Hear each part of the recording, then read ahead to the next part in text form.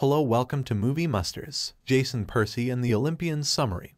Episode 4 of Season 1, I Leap Into My Death. Our three heroes set out on their mission in the third episode of Percy Jackson and the Olympians.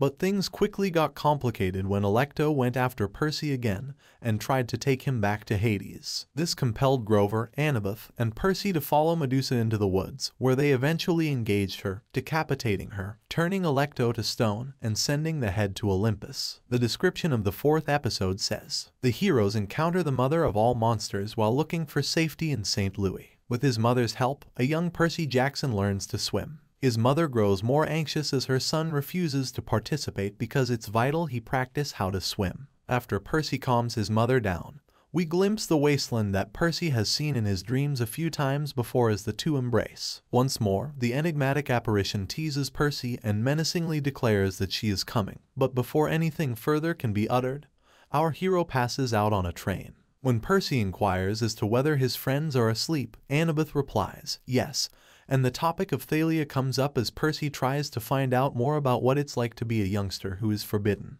Once more, Percy bemoans the way various aspects of the mythological world operate, focusing particularly on how the gods treat their children who are half-mortal. Annabeth talks about her past and how she came to be traveling by herself. Her father saw her as a gift, but when he started a new family and saw another woman, everything changed. A flying object smashes into the train as Grover awakens to the sound of talking on the wrong side of the bed. Grover responds that Percy and the other two will worry about finding their way around Los Angeles once they arrive. The three of them are having breakfast together. The chat is cut short as Percy notices a small herd of centaurs riding next to the train. Percy's next concern is to bring up the Oracle's statement that the quest is failed and they need to talk about it. Grover explains how the loss of Pan thousands of years ago has influenced to humans chipping away at the natural world.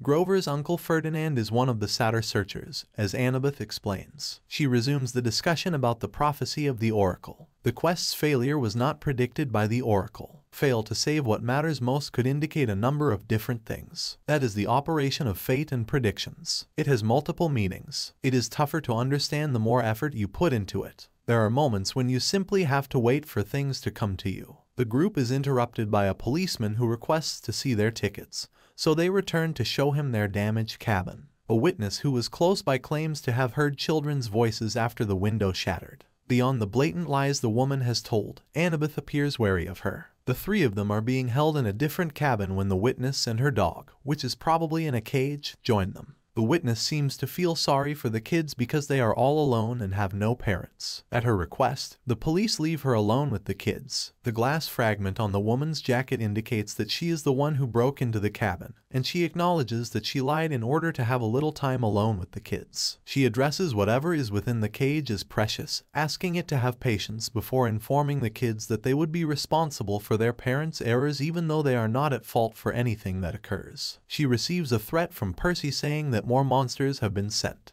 But this barely bothers her because she is who she really is. Monsters similar to myself. They are obviously similar to me because they are my kids. Echidna, the mother of monsters, makes one more attempt to pacify Precious before turning the tables on the three of them. In her eyes, a demigod is the most deadly and horrible creature there is. Annabeth watches in terror as the cage unzips itself as she carefully removes her blade from her bag and tells the kids they will be Precious prey, and that their dread is essential to the hunt. The protruding appendage stabs Percy, and Annabeth stabs it as well, providing Grover and Percy with enough time to escape, with Annabeth following soon after. The police follow the kids via the train. While Grover extracts a stinger from Percy's shoulder wound, Annabeth locks a door to buy them some time. Despite their confusion over what kind of monster could have such a stinger, it is obvious that everyone is worried about Percy's safety. Whatever beast Echidna unleashed is currently tearing through the train, and the police aren't the only ones pursuing them. The Gateway Arch serves as a safe haven, and Annabeth offers her mother the St. Louis Temple. No creatures are allowed inside, according to Annabeth. Grover departs from the two to arrange for new train tickets, and during that time,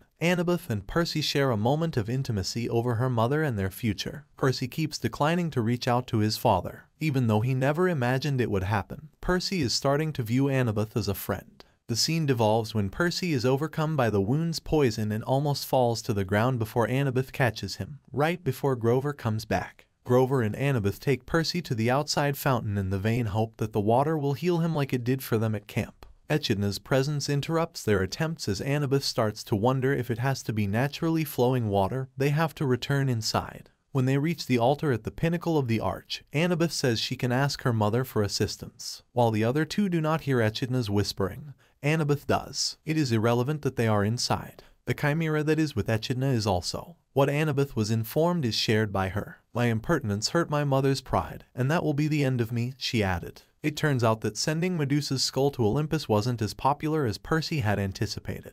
Grover is urged to depart with Percy by Annabeth, who sounds the fire alarm, forcing the arch to evacuate and giving them more time to get him to the river. In order to confront the monsters, Percy uses Riptide to lure Annabeth into changing places. He then closes the door behind them and claims that while he would not have made it to Hades, the other two would have without him. With Echidna at its side, the chimera materializes and moves toward Percy. As Percy battles the beasts, Echidna uses magic to rip a hole in the floor so that Percy is unable to flee the chimera. Despite being thrown through the hole, Percy is able to cling desperately to the debris. He eventually lets go and falls till a tremendous jet of water snatches him and drags him into the river underneath. His foot becomes stuck on the riverbed when he regains consciousness, and he starts to worry. Suddenly, he sees a shadowy figure floating toward him underwater and giving him a sense of